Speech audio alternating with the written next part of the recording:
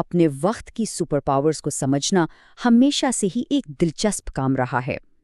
آج کے دور کی جو سپر پاور ہے یعنی امریکہ، اس کی کہانی آپ مانیں گے نہیں کتنی گہری اور ایک دوسرے سے جڑی ہوئی ہے۔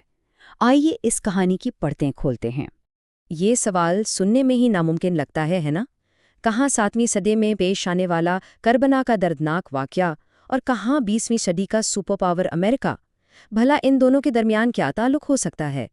اس تجزیے میں ہم تاریخ کے اسی حیرت انگیز اور لمبے سلسلے کو جوڑنے کی کوشش کریں گے۔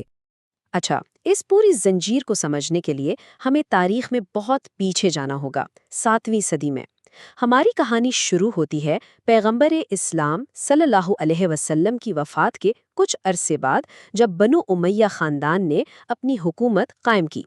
تو شروعات میں تقریباً 30 سال خلفائے راشدین کی حکومت رہی، جو اسلام کے ابتدائی رہنما تھے۔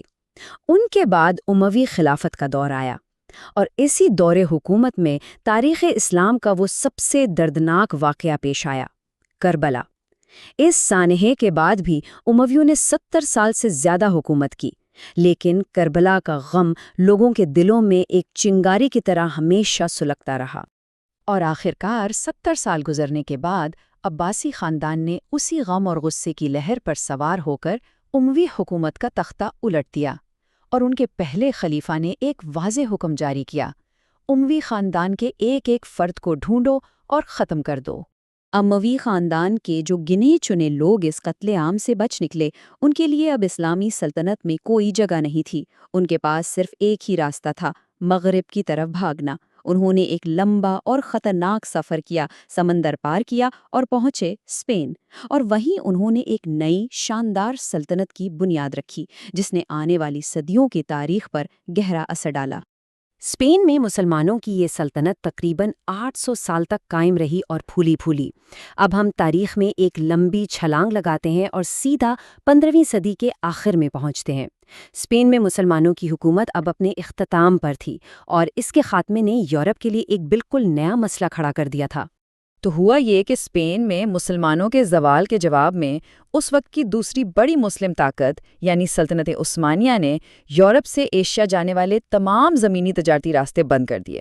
اس ایک فیصلے نے یورپ کی معیشت کو جیسے مفلوج کر دیا، کیونکہ ان کا سارا کاروبار مشرق سے آنے والے سامان پر ہی تو چلتا تھا۔ دیکھیں، اس دور میں ہندوستان تک پہنچنا یورپ کے لیے کوئی عیاشی نہیں تھی، بلکہ یہ ایک بنیادی ضرورت تھی۔ وہاں کے مسالے صرف کھانوں میں ہی نہیں بلکہ دوائیاں بنانے میں بھی کام آتے تھے، اور سب سے بڑھ کر اس زمانے میں جب فریج نہیں ہوتے تھے تو یہی مسالے گوشت اور دوسری خوراک کو خراب ہونے سے بچاتے تھے۔ اور ٹھیک اسی سال یعنی 1492 میں، جس سال اسپین سے مسلمانوں کی حکومت ختم ہوئی، کرسٹوفر کولمبس نامی ایک مہمجو نے اسپین کے بادشاہ اور ملکہ کو ایک بڑا انقلابی منصوبہ پیش کیا۔ اس نے کہا، مشرق کا راستہ تو بند ہے، تو کیوں نہ ہم مغرب کی طرف سفر کر کے ہندوستان پہنچیں۔ تو جناب کولمبس اپنے سفر پر نکل پڑا۔ جب وہ ایک جزیرے پر پہنچا تو وہاں کے مقامی لوگوں کو دیکھ کر اسے لگا کہ وہ ہندوستان پہنچ گیا ہے۔ اس نے انہیں انڈینز کہنا شروع کر دیا۔ وہ اپنی موت تک یہی سمجھتا رہا کہ اس نے ہندوستان کا راستہ ڈھونڈ لیا ہے، لیکن حقیقت میں اس نے انجانے میں ایک پوری نئی دنیا دریافت کر لی تھی، جسے آج ہم امریکہ کے نام سے جانتے ہیں۔ اس نئی دریافت شدہ دنیا کی معیشت کو کھڑا کرنے کے لیے یورپی طاقتوں، خاص طور پر انگریزوں نے تاریخ کا ایک بھیانک باب رقم کیا۔ انہوں نے تقریباً 31 لاکھ افریقیوں کو زبردستی غلام بنایا اور انہیں امریکہ لے آئے۔ یہ ایک ایسا عمل تھا جس نے آنے والی صدیوں پر اپنے گہرے اور تکلیف دہ اثرات چھوڑے۔ اب کہانی میں ایک بہت ہی اہم موڑ آتا ہے۔ جب امریکہ میں انگریزوں کے خلاف آزادی کی جنگ شروع ہوئی، ٹھیک اسی وقت ہندوستان میں ٹیپو سلطان نے بھی ایک بڑی بغاوت کھڑی کر دی۔ اب برطانیہ مشکل میں پھنس گیا، اسے 2 میں سے 1 کو بچانا تھا۔ انہوں نے فیصلہ کیا کہ ہندوستان زیادہ قیمتی ہے، اس لیے اپنی زیادہ تر فوج وہاں بھیجی۔ اس ایک فیصلے نے انجانے میں امریکہ کی آزادی کی راہ ہموار کر دی۔ اور پھر یہاں تاریخ کا ایک اور غیر معمولی لمحہ آیا۔ ایک ایسی دنیا جہاں ہر طرف بادشاہ ہوتے تھے اور طاقت وراثت میں ملتی تھی، وہاں جارج واشنگٹن نے ایک بالکل نیا کام کیا۔ انہوں نے نہ صرف ایک جمہوری نظام بنایا، بلکہ 8 سال صدر رہنے کے بعد خود ہی اقتدار چھوڑ دیا۔ اس ایک قدم نے امریکہ کو بادشاہت اور آمریت سے بچا لیا اور اسے ترقی کی ایک نئی شاہراہ پر ڈال دیا۔ اپنی تمام تر ترقی کے باوجود اس وقت بھی امریکہ دنیا کی پرانی اور طاقتور یورپی سلطنتوں کے سامنے کچھ بھی نہیں تھا۔ اسے دنیا کی سب سے بڑی طاقت بننے کے لیے کسی ایسے واقعے کی ضرورت تھی جو پرانی طاقتوں کو صفحہ ہستی سے مٹا دے۔ ذرا 20ویں صدی کے آغاز کی دنیا کا تصور کریں۔ اس وقت دنیا پر برطانوی، فرانسیسی اور جرمن سلطنتوں کا راج تھا۔ امریکہ کا نام اس فہرست میں دور دور تک نہیں تھا۔ اور پھر شروع ہوئی پہلی جنگ عظیم، جب یورپ کی یہ تمام پرانی سپر پاورز ایک دوسرے سے لڑ کر خود کو تباہ و برباد کر رہی تھیں۔ امریکہ اس جنگ سے بالکل الگ رہا۔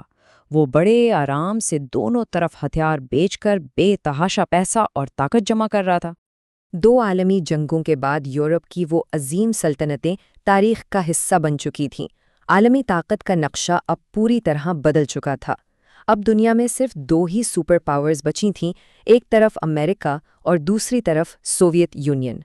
اب کھیل کا آخری مرحلہ شروع ہونے والا تھا، دنیا کی واحد سپر پاور بننے کی جنگ، ایک ایسی دوڑ جو یہ فیصلہ کرنے والی تھی کہ آنے والی دنیا کیسی ہوگی۔ اس دوڑ کا آغاز ہوا ایک خفیہ خط سے۔ مشہور زمانہ سائنسدان البرٹ آئنسٹائن نے امریکی صدر کو خبردار کیا کہ ہٹلر کی جرمنی ایٹم بم بنانے کے بہت قریب ہے۔ اس ایک خط نے تاریخ کا رخ موڑ دیا۔ 6 اگست 1945 وقت تھا صبح 8:15 بجے کا۔ شہر تھا ہیروشیما۔ لوگ اپنے کاموں پر جا رہے تھے، بچے اسکولوں میں تھے، جب ایک امریکی جہاز ٹھیک شہر کے اوپر پہنچا۔ ایک بم، جسے لٹل بوائے کا نام دیا گیا تھا، 44 سیکنڈ تک خاموشی سے شہر کی طرف گرتا رہا۔ شاید نیچے کچھ لوگوں نے آسمان میں اس چمکتی ہوئی چیز کو دیکھا بھی ہوگا، یہ جانے بغیر کہ وہ کیا قیامت لے کر آ رہی ہے۔ اور پھر ایک ہی لمحے میں، آنکھ چھپکتے ہی 70,000 انسان راکھ بن گئے۔ اس ایک دھماکے نے دنیا کو امریکہ کی وہ فوجی طاقت دکھائی جس کا کوئی تصور بھی نہیں کر سکتا تھا۔ اس کے بعد اگلے 40 سال سرد جنگ جاری رہی۔ یہ ہتھیاروں، ٹیکنالوجی اور معیشت کی جنگ تھی۔ کبھی سوویت آگے نکلتا، کبھی امریکہ۔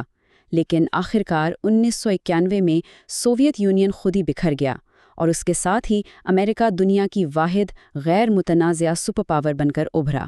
تو دیکھیے، ایک خاندان کے ساتھ پیش آنے والے المیے سے شروع ہونے والا 1300 سال لمبا سفر، بر اعظموں سے گزرتا ہوا، ایک حادثاتی دریافت سے ہوتا ہوا، آخرکار دنیا کی واحد سپر پاور کے عروج پر آ کر ختم ہوا۔ تاریخ کا یہ سلسلہ ہمیں یہی سکھاتا ہے کہ کیسے چھوٹے چھوٹے واقعات مل کر بڑے بڑے نتائج پیدا کرتے ہیں۔ اب سوال صرف یہ ہے کہ تاریخ کی اس لمبی زنجیر کی اگلی کڑی کیا ہوگی؟